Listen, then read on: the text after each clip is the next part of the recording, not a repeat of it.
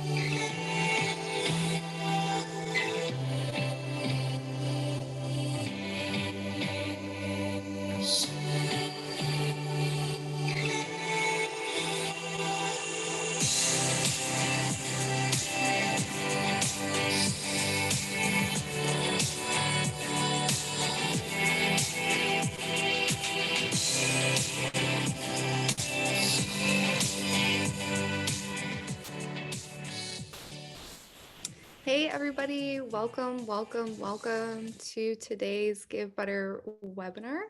I am your host, Rachel, and I am Zooming from Kalamazoo, Michigan. Like I said, today's topic is going to be on step-by-step how to create your successful virtual event. We have expert with us today, virtual event expert Aysia Woods, and she's going to be guiding us in how to make all this happen. Thanks so much for joining us, and we're excited to dive in. Everybody, thank you for letting us know where you're coming in from all over. Welcome, welcome. First, a couple of housekeeping items. We are going to finish today right at 3 o'clock Eastern, and in between, you're just going to be breaking it all down step by step virtual events. I already saw a great question in chat about hybrid. We are going to be addressing that. So yes, great question. We're going to end, as always, with the live Q&A. And so for those of you that are new, please make sure that you put your questions in the Q&A feature so that they don't get lost in the chat. But hey, you are welcome to keep chatting throughout. We love feedback and engagement as always. And you know, with Givebutter, we're not shy about our emoji and pun use. So please, we welcome this. Bring it on. We also have Kate here from Customer Success, who is happy to answer all of your Givebutter specific questions. So you can feel free to specifically message her or ask any technical questions that you might have and how they relate to the platform. If you're looking to get connected with not only us as panelists, but everybody else on today's call, Givebutter's private Facebook group would be the perfect place for you to continue the conversation. So comment yes, like Rala in the chat if you are already in the group. We are building community there together, celebrating success, asking questions about live events. So we would love to see you there. And Kate, thanks so much for dropping that in the chat and for supporting us today with all things Givebutter. Like I said, I'm your host, Rachel Mills with Givebutter Marketing. And since 16, I have been on a personal mission of helping others help others. I'm a certified nonprofit professional with over a decade of experience, mostly working with large nonprofits that serve kids, hold such a special place in my heart, like United Way, World Vision, Big Brothers Big Sisters, and communities and schools. I'm also a really passionate mental health advocate, which just feels so timely to share because this is Awareness Month for mental health, and I'm also a limited licensed professional counselor. So that's what I'm passionate about. What about all of you? What good causes are you passionate about? What are you raising funds for? what nonprofits are you representing on today's call? I'd love to know, I'm sure Aysia would too, what you care about and who you're representing today. I'd love to connect with you after today's call. So feel free to reach out to me on LinkedIn or send me an email at rachel@givebutter.com. Speaking of givebutter.com, that is the place to go if you're wanting to learn more about Givebutter. And today you are totally new to the platform. Givebutter is the world's leading online fundraising platform designed to help you raise more, pay less, and give better. Hence the name Givebutter. We get asked about that a lot, which simply means a better way to give. Tammy, thanks so much for sharing in the chat. Public education you're excited about. Alexandria is with At Work. Dre is here with Smile on Me. What a fun name. Thank you all so much for being here today. And hopefully Givebutter can be a great platform for you to raise even more. One of my favorite features about Givebutter is not only that it's free, it is downright fun to use, not only for the fundraiser, but also for the donor. So I'm sure many of you can attest to that if you've used Givebutter before. It's just a fun fundraising experience. And hey, it's free. It's worth giving it a shot if you haven't tried it out yet. So go to givebutter.com if you're hoping to learn more. And what we're all here for, Aysia Woods. We're so excited to learn from you and with you today. From Savannah, Georgia, principal and founder of Events by AW. She's a creator by nature, entrepreneur by heart, an anthropologist by training. Aysia has developed a niche for connecting people and creating moments. And I think that's something we're all hoping to do more of with our events. Fun fact, she is currently Zooming from Hawaii. So everyone, please give her a warm aloha in the chat as she joins us today. Aysia, I'm going to go ahead and turn it over to you. That sounds wonderful. Thank you for that kind introduction. I'm so happy to be here with y'all. Aloha. Yes, I love this. Givebutter, you guys are the only people that I would wake up at, it's 8 a.m. here for. And I was like, I'm going to join. I have to do this. It sounds so much fun. So I'm really happy to be here and honored. So let's get into it. We've got a lot to go over today. Throughout, I will be referring to the chat as much as I can. If I miss anything, I'm sure somebody of the Givebutter team will let me know during our dedicated Q&A. Let me go to the next slide. Do I have slide access? Let me see if I can move this somewhere.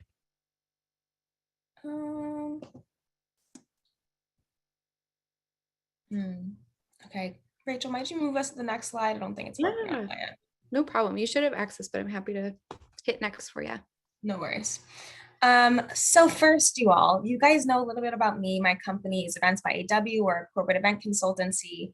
I've been doing this past 6 years now, but informally hosting events for a lifetime, essentially. My family has always been large hosts. They're big party people. They're philanthropists, so we were going to a lot of events growing up. All throughout my school, my internships, my first jobs, always had a huge event component. And it's all kind of led up to me creating my own company, Events by W. And it's been an absolute joy to work with small businesses, entrepreneurs, nonprofits for the past 6 years. So as we dive in here today, let's first start with a really important clarifying piece.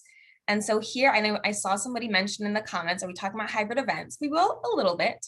But I want to distinguish here. We have a virtual event with in-person elements and a hybrid event. And like many of you, I'm sure you've been seeing these phrases float around on the internet, on LinkedIn, different news articles, headlines. I'm like, what is the difference? What should I be paying attention to? So really what we're going to be talking about mostly today is this, the side on the left, which is the virtual event with in-person elements. And by this, it means, I know this is a little bit self-explanatory, but we're really talking about the event where there are no in-person elements, right? People are not together, everyone's socially distanced and joining from their personal device, their phone, wherever they are. And then you do have the capability to add some tangible in-person experiences or items that's kind of extend the event experience to actually be at home or in person with the attendee. Whereas on the other hand, we have a fully hybrid event where this is you're blending and merging together an in-person and virtual logistics. So this could be, for example, and you see a lot of this with much larger events going on at the moment. So this could be something like a really large conference that's maybe 1,000 people and you're keeping it socially distant. So you have a giant venue booked. Maybe you have the capacity of 50% and the other individuals who maybe didn't purchase the tickets fast enough are tuning in from a remote location.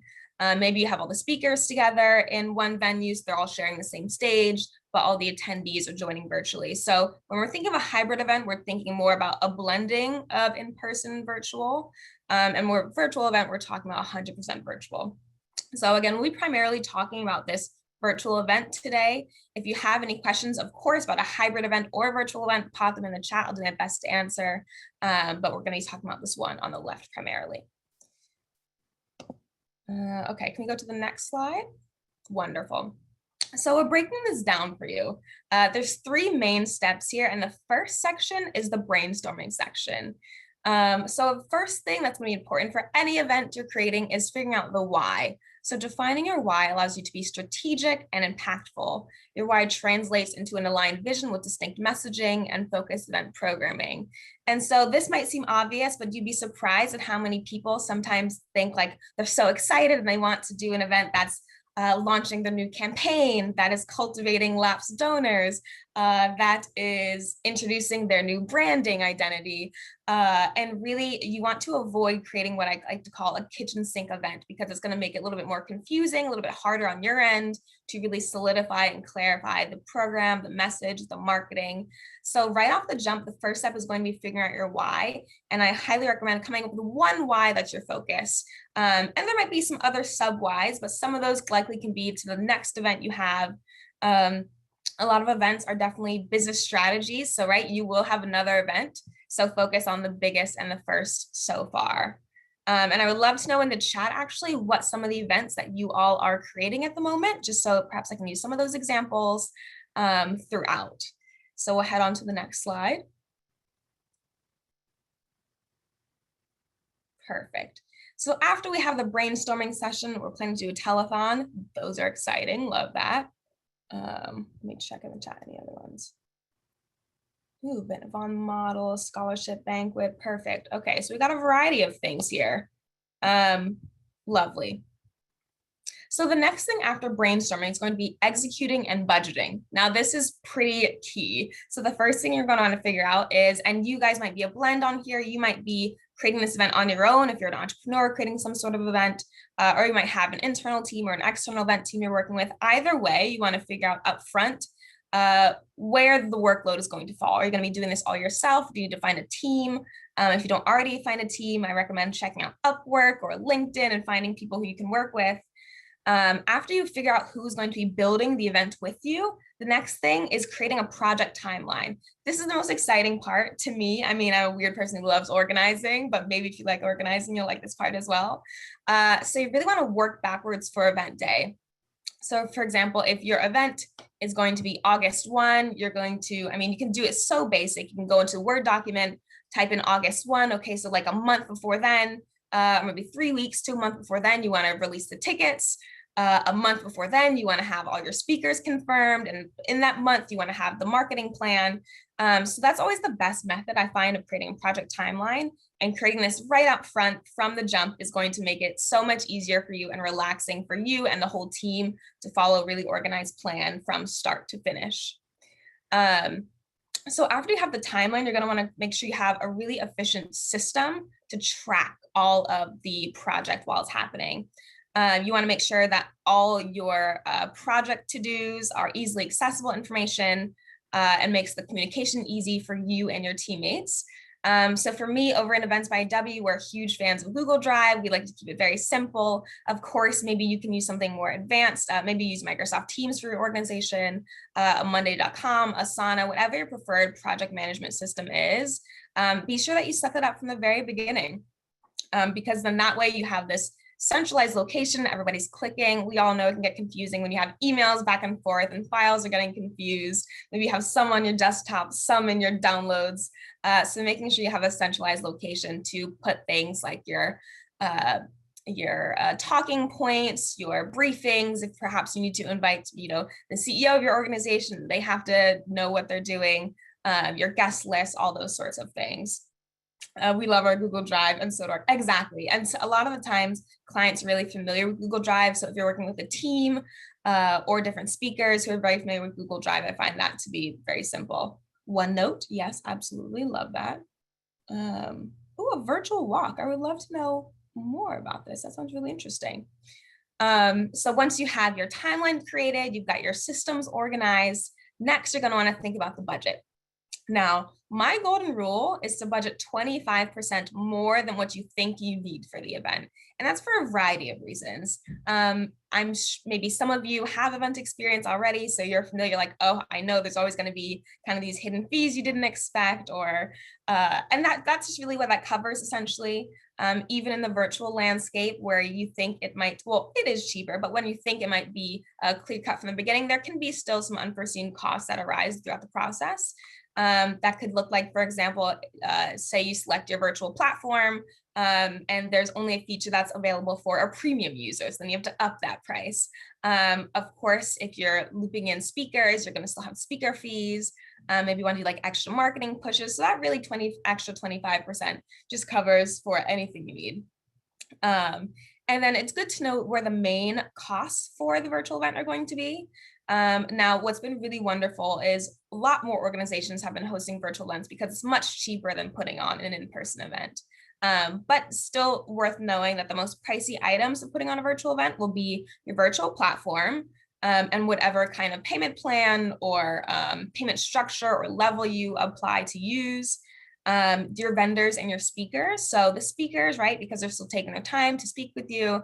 Maybe they're doing it pro bono, which is wonderful as well. There are still vendors to be used for virtual events. So even though we're not in person and we're not necessarily using a caterer, you might still want to work with a digital specialist, a PR agent, maybe somebody who's great at digital marketing or graphic design. So there's still areas where you might want to book your vendors up front. Then lastly, the marketing. So if you're doing any kind of pushes on social media and doing paid advertising, maybe some paid advertising spots in local newspapers, what have you, those are going to be the largest expenses right there. So this is the slide. Make sure you guys are taking notes, by the way. Organizing and budgeting. And the next step, we can go into the next slide, is going to be finding your virtual home. So this is a fun one, I think. So there are so many virtual platforms to choose from. I'm sure maybe some of you have seen what a lot of them are called. They're floating all over. A lot of them some of them do similar things. The most popular ones, of course, Zoom, Google Meet, WebEx. I think those are the most common being used at the moment. Then you have ones like Hopin, Attendify, Whova. There's really a plethora of platforms you can use for whatever is best for your event. Of course, whatever one you choose, highly recommend ensuring that Givebutter is integrated into your event platform, especially if you're fundraising, because that'll make the experience seamless for you, not only as a planner, but obviously for the attendees, the donors, whoever is attending your event. I'm also more than happy to kind of speak through some of these different items if that might be helpful. So I don't think I have to touch much on Zoom, Google Meet, WebEx, those are the most common ones. Typically those are okayed by government agencies, organizations that maybe have to follow certain regulations. Events, so platforms like Hopin, Attendify, Whova are a little bit more, how do I say, it's a different user experience, I guess I would say. For example, Hopin really mimics an in-person event where there is a reception area, there's a main stage, there's breakout sessions, there's networking groups. That's kind of the same feel of like the other platforms here, Attendify, Whova. So really take some time to explore all the different platforms. For many of these, you can actually go to their website, sign up for a free live demo and join there and really get a feel for what the platform looks like on your end and also the attendee end. So I'd highly recommend signing up for a free demo with any platform you're going to use, especially if it's a new one to you. Things to remember while you're exploring the different virtual platforms you may want to use. Make sure that there are accessibility features to be inclusive. So make sure there's closed captioning, make sure there's availability for perhaps whoever needs to access the event, a copy of records. Ask questions. So ensure that that the pricing packages work for you. A lot of these platforms work differently. Sometimes it could be, you're just paying one fee to use for a whole year and you can do unlimited events. For some, it could be more like maybe you're paying per event and then per attendee. It really just depends on what works best for you. Be sure to ask about the capacity. A lot of these platforms, depending on the level that you purchase, maybe they can only hold 250 attendees, or maybe they can hold 10,000 attendees. So be sure to ask that question up front. Customizations. This is a really important one, especially for you all, I'm sure.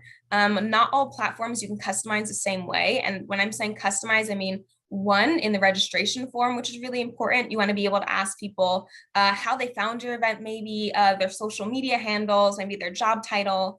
And you can also customize, the look of the emails if you're using their internal emailing system. So be sure to check on how customizable the platform is. Also, you're going to want to ask what IT support. Are you going to have somebody dedicated day of who you can chat really quickly if you have any tech issues?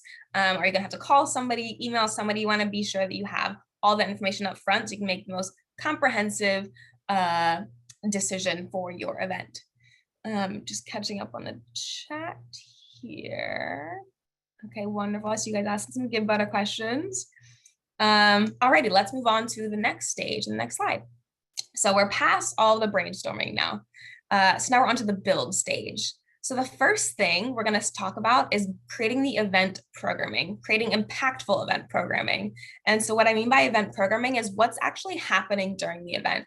What is the content? What are the activities? What are the flow? What are the order? Who is speaking at the event? What are the action items coming out of the event? This is when you're going to figure this out. So you guys can actually, if you go to the Givebutter website, go to blogs. I've written a much more extensive piece about this specifically, but here's a quick overview for you. So there are 4 items here that I really swear by when I'm helping my clients come up with their event programming: uniqueness, attendee state of mind, dynamism, and change the world. I'm going to talk through each of these quickly. And let's continue on with the example of, for example, you're creating an event to cultivate and to re-energize lapsed donors, for example. So that's your why. You have your why right there. So in thinking about the content, okay, uniqueness, creating an experience that an attendee cannot get anywhere else, tap into you or your organization's wow factor.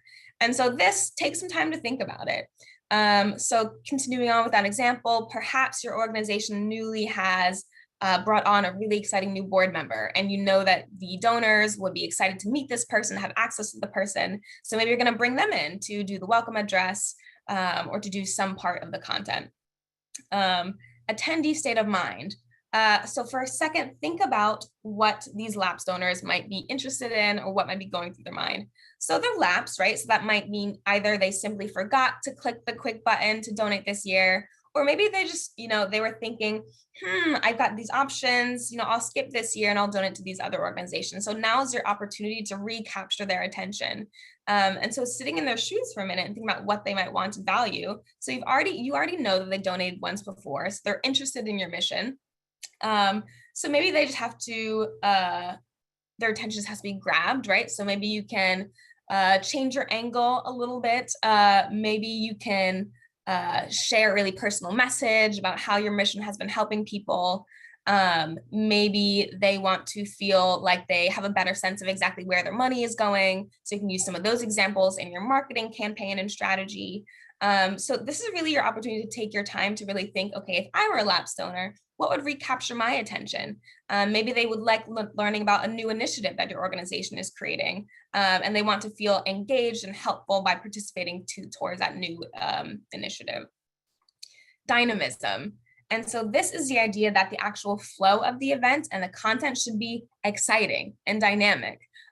So something that I like to do is, right, every event should have at least two contrasting activities with different energies. So that could be some kind of gamified element followed by a roundtable discussion.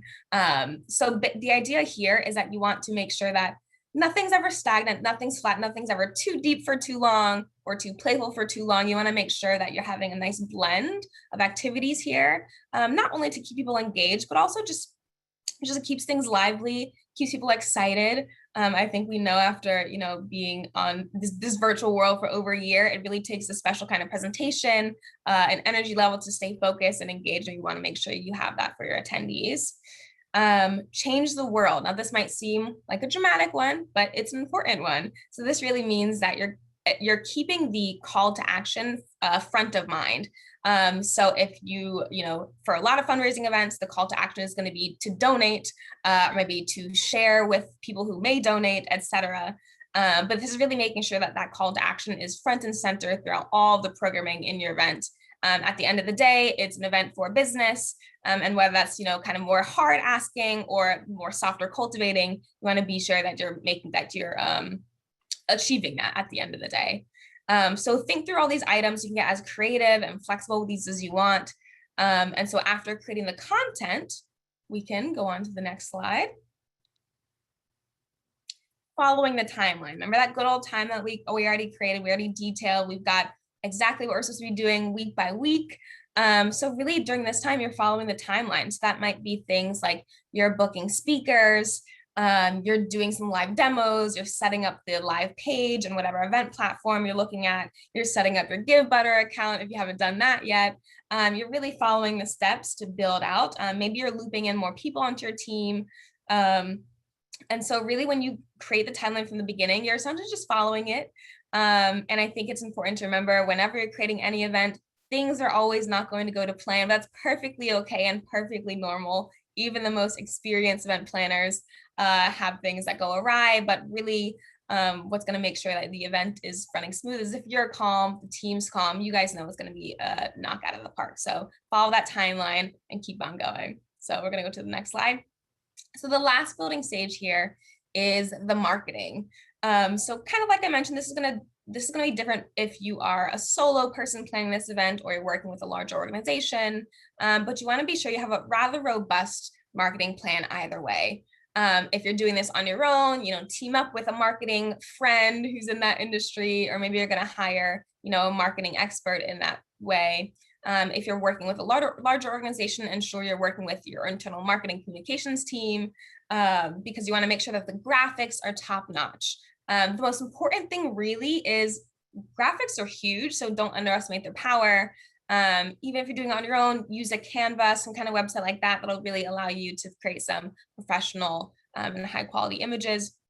You're going to want to generate pre-event buzz. Use socials, reach out to your email listservs, your friends, don't be shy. There's really, Canva is a great, yes, Canva is a wonderful resource if you have a limited budget, absolutely. I'm a big fan. There's templates for everything you could ever want on Canva. So generate a lot of pre-event buzz because that's going to make it easier. Come ticket time. Hopefully you'll see them flying out of the door like that. Social media, so not only before the event and the marketing leading up to it, but also during the event and after the event, ensure that you're still using social media. Usually for my own clients day of, we have somebody who is capturing screenshots, recording some video blurbs, so they can still be posting live. And so people on social media still feel like there's a live event going on. There's a lot of, you're gonna wanna capture those quotes, capture, some really good gems. Even recording so you can create graphics post the event is really fun too. So make sure that you have a pretty robust marketing plan set up. So then we already did the brainstorming. We're finished most of the building, right? You've got your speakers booked, you've got a marketing plan, you know exactly when tickets are being sold, and then you have event day and it goes spectacularly. It's wonderful, of course it will. So then after event day, our final step, and I'm sure I don't have to explain this, all of you guys are fundraisers, you're business people, so you know the importance of expressing gratitude to the attendees, the speakers who are involved. So a reminder that attendee experience absolutely does not end immediately after the event. And I would add that a lot of cultivation still happens after the event is not even during the event day. So keep that in mind. But you want to get creative and showing appreciation to your attendees post-event, your attendees and speakers and any collaborators, sponsors, etc. Are you setting up gifts? Are you sending handwritten thank you notes? Are the attendees getting special access to some kind of Facebook group that's exclusive to them? Is there a community portal that they get access to after the event? Do they get discounted tickets to the next event? Is there a donation being honored in some kind of special way? But be sure you continue to interact with your guests. Ensure that you're adding all of them, all their names, their contact info to whatever listserv you guys are creating. If you don't already have a listserv, ensure that you're starting to create a listserv. Something I always tell my client to do is on that customized registration page, ask people for their LinkedIn pages or their Instagram handles. So then after the event, you can be really personal in engaging with them.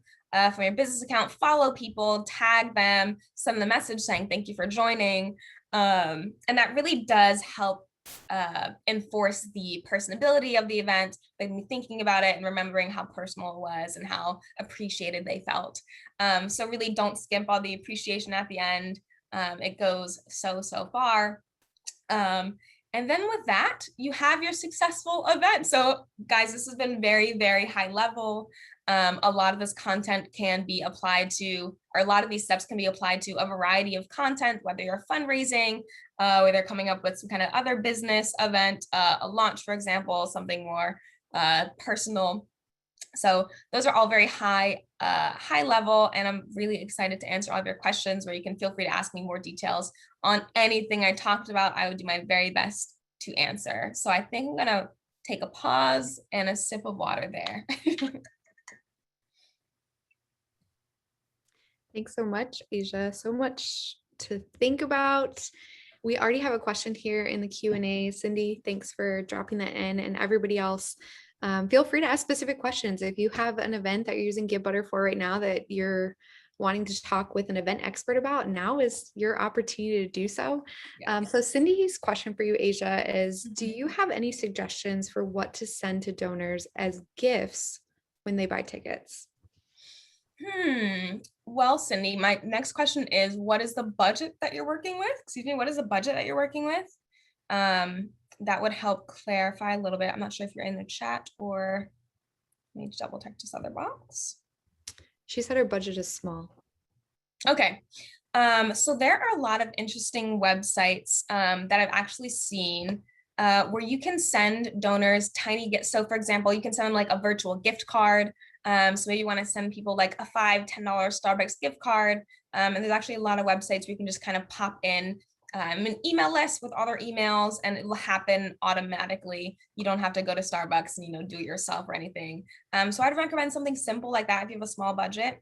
I think e-gift cards are always a quick way to go. Yes, I do have links. Let me double check what this website is called that I use most frequently.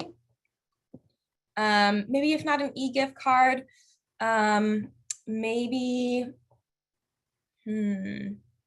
I actually do think that's the best option. That's probably most convenient also because you don't have to worry about shipping or mailing. And sometimes those costs can get higher than you might think. So that's what I would go for.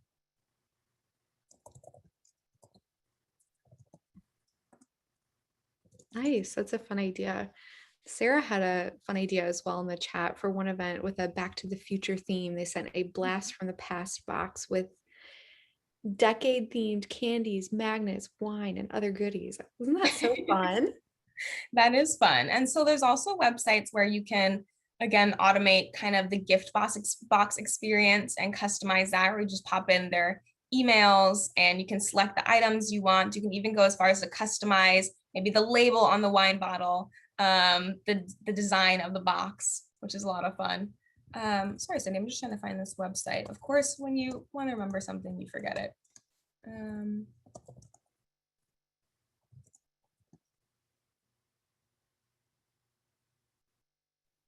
Any other questions? I see somebody has a Givebutter question. How many attendees can view a virtual event using Givebutter? Looks like Kate's getting that in the chat. And Amina had a great idea as well, that many companies will work with nonprofits to gift boxes with their products. And Etsy is also a great resource for gifts. That's a great idea. I don't see a lot of nonprofits using Etsy. That is a wonderful idea. Ooh, Sarah has a fun question for you. She said, what is your favorite Givebutter feature? Definitely the fact that you can text to donate. I think that's wonderful and keeps things super easy and simple. And I haven't really seen any other virtual fundraising tools utilize this as simply as Givebutter has. So I think that's a pretty exciting feature. Is it really necessary to give gifts to donors to signing up for an event? I wonder if they'd rather have their money go towards the cause and small tokens out there. And that's a valid point as well. I don't think there's really a right or wrong to this. I think the only right is that you're being thoughtful about it and ensuring people feel appreciated. So if you word it just in that way and you're like, guys, I really appreciate what you're giving and I want to, solidify that all your donation is going specifically to the cause, they would love to hear that. So I don't think there's really a right or wrong. Just the only right is being sure that they're clear about where their money is going. And that, they know exactly what to expect. So it's really the language there that you want to pay attention to. It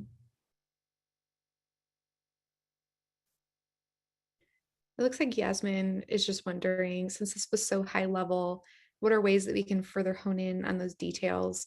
And I'll say on Givebutter's end, Yasmin, if you go to givebutter.com/blogs, /blog, then you'll be able to check out tons and tons of specific articles that walk you through in greater detail. And actually, Asia, as she mentioned earlier, wrote one recently as a guest blogger. Thanks, Kate, for dropping that.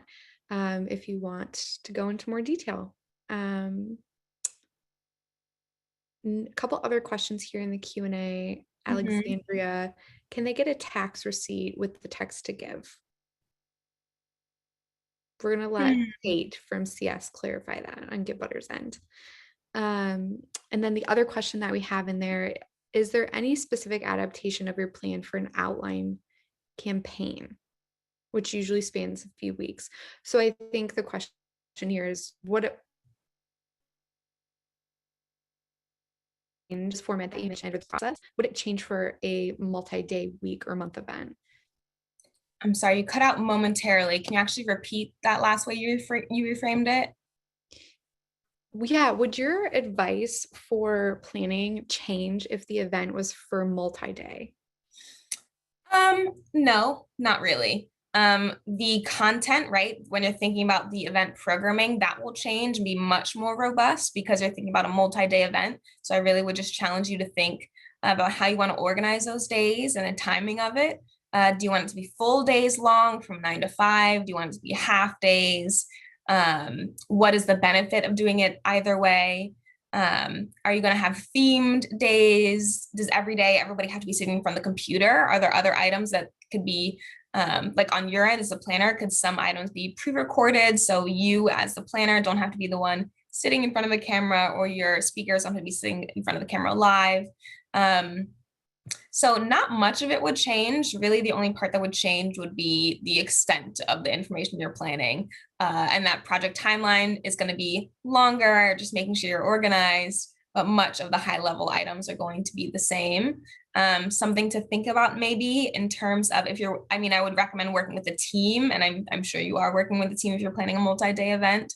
But be sure that you have some sort of after each day, maybe you want to do a quick touch base with the team, double check that things went well, what went smoothly, so you're being sure to get better every day. Do you have any examples of virtual events specifically geared towards stewardship and saying thank you? Oh, I see Kate typing answer. Yeah, I would actually put that question back on you guys and see if anybody here in the chat has had particular experience geared towards stewardship and saying thank you. I would love to know what you've seen virtually so far. I have seen some nonprofits not necessarily create virtual events, but do a lot of recording videos and sending personalized videos, maybe from leadership saying thank you to different organizations, different individuals, depending on their level of giving, which I think is always received nicely. I'm wondering, as we're talking at high level, Asia, I'm curious what aspect of that virtual event planning process do you find that nonprofit organizations struggle with or tend to skip or go really quickly through? Are there any in particular that you're like, this tends to be a pain point and here's what I'd recommend to get over that? Yeah, I would say the marketing piece. And within the marketing piece specifically, I feel like sometimes organizations or nonprofits, maybe just because of having a smaller budget, tend to miss the opportunity that exists with creating really nice graphics and social content.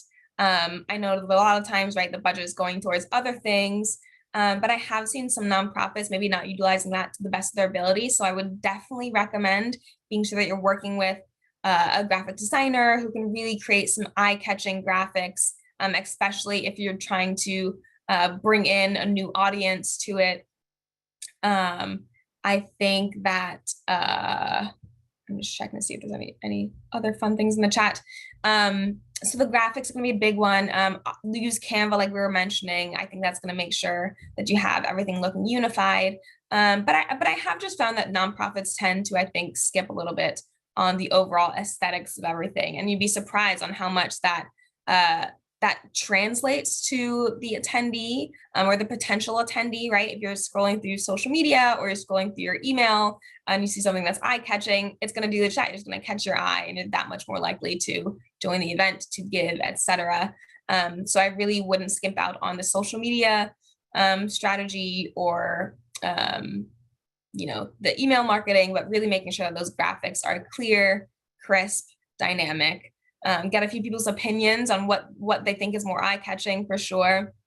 But I have definitely noticed with my own clients, the ones who decide to work with the graphic designer right off the bat to create all the customized graphics they need.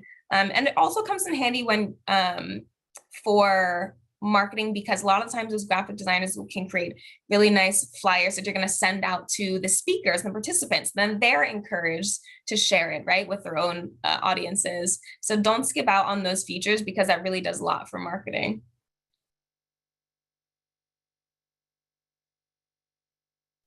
Looks like we have another question here, and great answer. Yes to marketing. Someone said preach, Asia, in the chat, which ditto +1. Yeah. We're a small organization and we're worried that our base may not be loyal enough to have a virtual event. We fear people won't actually show up. There is so much work to plan it. That is so true. And then people may not connect. How do you compare the effectiveness of a one-off virtual event to a multi-week campaign to raise funds? Yeah, this is a really good point, and something that everybody, to be honest, most organizations worry about. If we create something, are people going to show up anyway? And so I'm the most optimistic person ever. But really my mindset around this is, first thing, you really want to pay attention to the people who are showing up. And this is something I tell my clients as well, even before the virtual landscape, even when we were in person, you want to focus and be really grateful for the people who are there.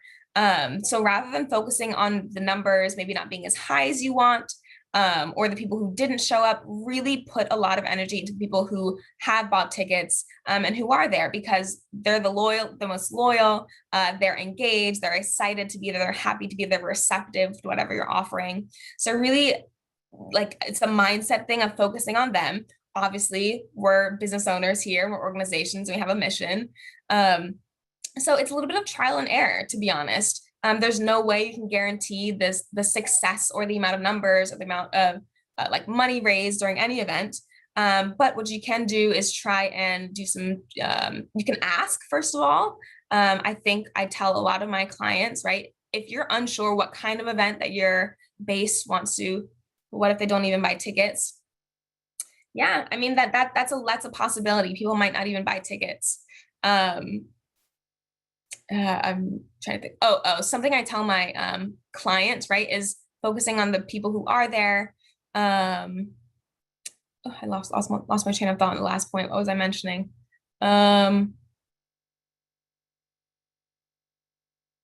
Start with your board and staff. What kind of event did they participate in?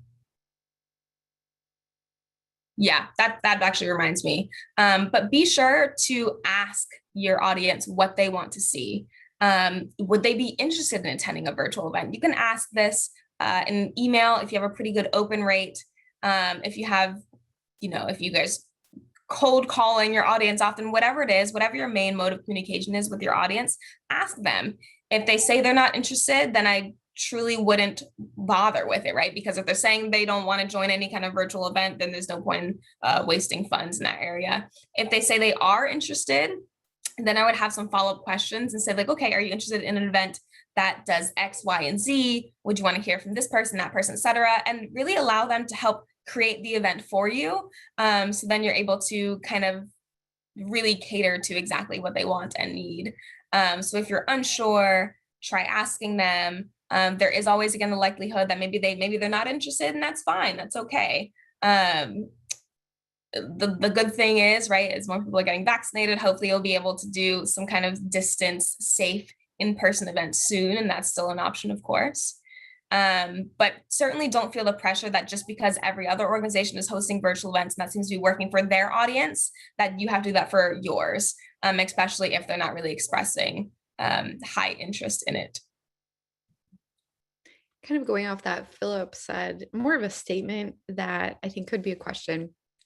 He said, start small and grow your event. And Asia, I knew you have had so many incredible success stories and clients that you've worked with. Can you think of someone that you've worked with that started small and grown their event so you can give people sort of an idea of what that actually looks like? Yeah, absolutely. So one of my favorite clients to work with, her name is Dawn Christian. She is a diversity and inclusion expert, and she actually wanted to create her own diversity and inclusion conference. And last year was the first one we had, and this was kind of a passion project of hers. She actually had a 9 to 5 working in the D&I space for a medical company. And so we started very small. It was still a full day long conference, but the budget was small. People were speaking pro bono, essentially. We weren't sure how many people were going to join.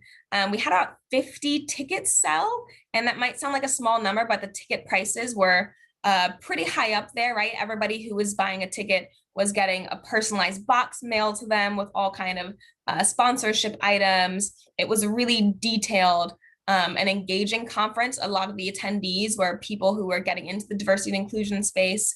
So there were workbooks, there were really tangible elements of the conference they had to pay attention to. So 50, right, maybe to an organization could seem like, a drop in the pond, but we really focused on appreciating, being grateful for those people. We did a lot of cultivation afterwards, after the event, and asking them, what did they like? What didn't they like? What they'd like to see next time?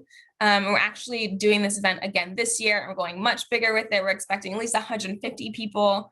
But that's the same story with a lot of clients. They start small, like you said, with a small idea, and then year after year, especially if it's an annual event, you can grow from there. And every single time after the event, you're realizing, you're doing a lot of reflecting and understanding what went well, what didn't go well. Not only on the planner's end, but also on the attendee end, and really be able to think critically and analyze what you want to change moving forward, what you want to keep moving forward. And something else I always tell my clients is events is really a business strategy, and it's going to be long term. So really, if you can add events into your long term business strategy, it's not kind of a one and done thing. That's when you'll see the most benefits from it. I worked with another client. She does like a quarterly branding focused event. She has a marketing agency, and every time we do it, we see more and more people. We up the ticket prices a little bit. So there's really going to be consistent growth because people are seeing that, oh, this organization really knows what they're doing. There seems to be hype around it every time. I'm hearing there's a wait list for it. So really consistency is the key in these events. Consistency, small steps, small growth. You don't have to do it all the first go or in one go. Yeah. For a hybrid event, should a staff person handle the embedding, stream going live, controlling the virtual elements of any locations, vendors that require us to use their audio visual? Okay, this is more of a Givebutter question. I don't know if you guys want to touch on this one first. Yeah, we'll let Kate take that. Okay. We did a virtual fundraiser last fall. The honoree and MC had a fireside chat that included the audience with Q&A. We want to do something similar, something different this year. Any suggestions? Ooh, yes. So fireside chat and Q&A is always so much fun. I would love to know how that virtual fundraiser went. Do you feel like it was successful? Do you feel like there are certain things that didn't go well? I just like a little bit more context. But what I can say so far, so something I always, let me move this up, something you said. Yes, we consider brand new. That's pretty good. 162 attendees. That's a pretty good number. So what I would do if I were you, I think a lot of people love fireside chats because I love the opportunity to be able to engage more intimately with somebody who is, um, somebody they want to hear from, somebody who's maybe an acclaimed professional in their field. So I would actually go a little bit further. I've done some virtual events where people can purchase kind of VIP level packages or the higher donor level, and then those individuals get access to maybe like a quick 10-minute mentorship session or something like that. So I think there's a lot of platforms that also allow you to play up the customization and the exclusivity that you can create for an attendee. So maybe consider some kind of quick mentorship opportunity in there. Yeah, the VIP idea, getting a big name, totally. If you know somebody in your network that you can secure for it, absolutely go for it.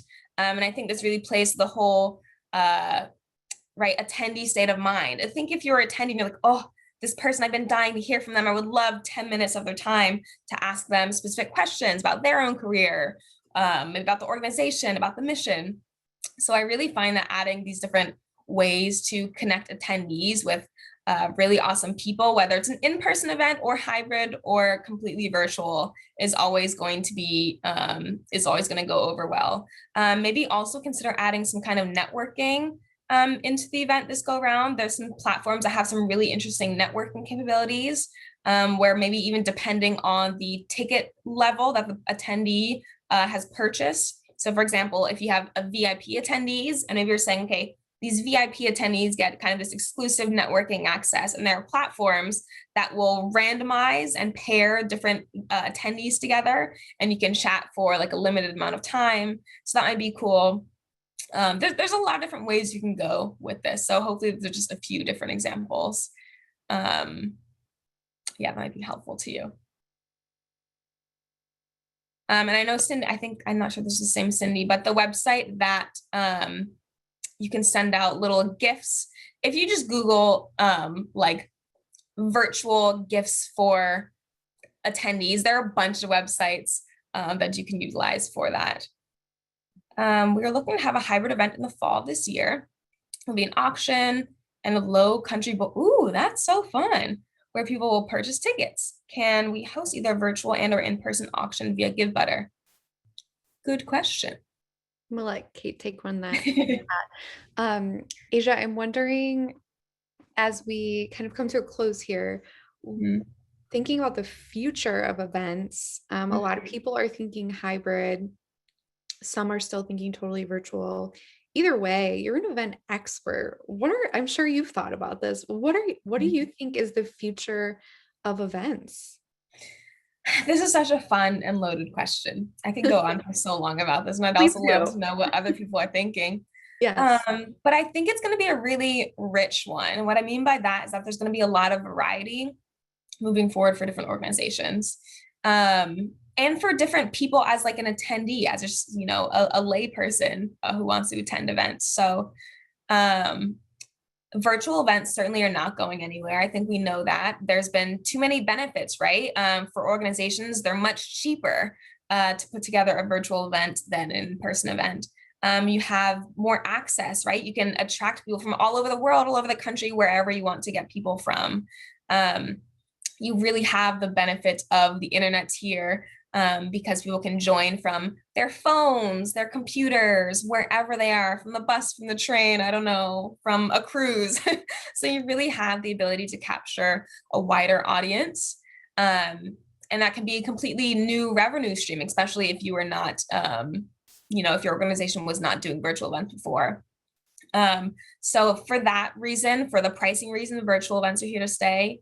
Also, since so many organizations have changed their overall business structure, meaning, right, maybe not all employees are required to be there in person. They realize that renting out their office space is kind of null and void because everybody's still working great from their remote locations.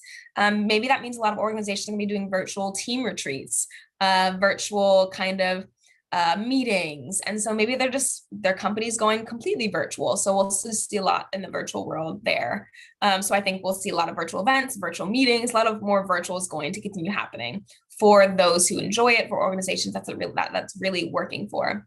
Now, we will still see, in my, prediction, I think we're going to go back to in-person events, surely. And I think that's happening now and quickly, hopefully in a rather safe way. People miss opportunity. Yes, that's true. So we're going back to in-person events. I think that still, even with the in-person events, it's going to be really important to still maintain some kind of virtual aspect there. I think a lot of people are just simply used to joining things virtually now. They might be more comfortable. They might enjoy it.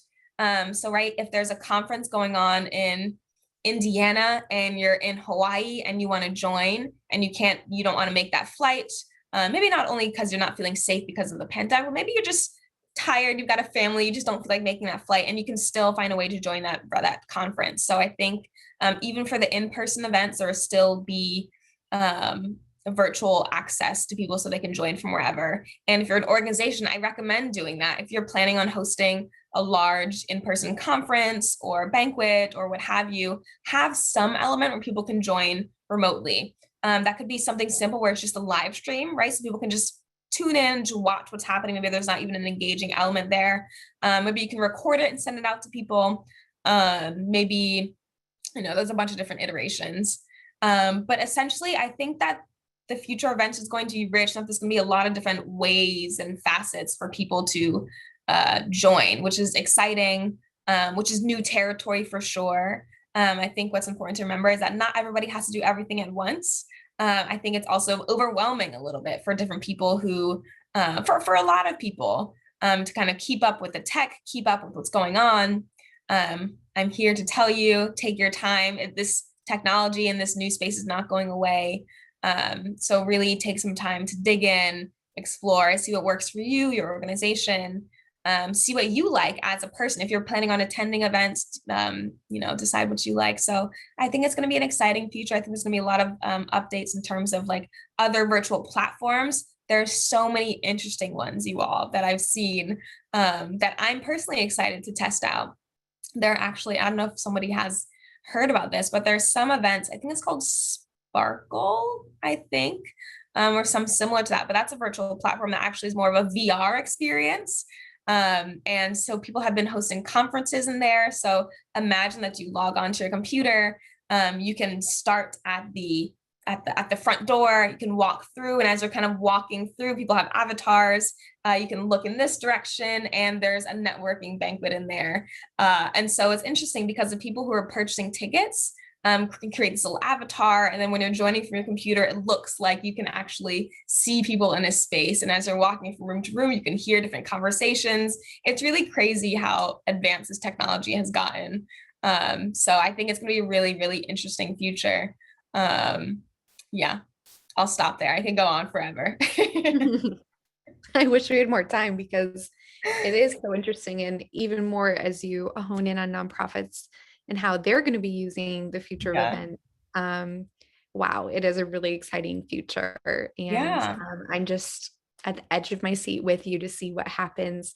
We know that nonprofits are so resilient and agile. So all of you fundraisers out there, kudos to you and all that you've had to Yes. pivot and adjust to in the last year with events. We see you, we're cheering you on, and we're so excited to see what's next for all of you in 2021.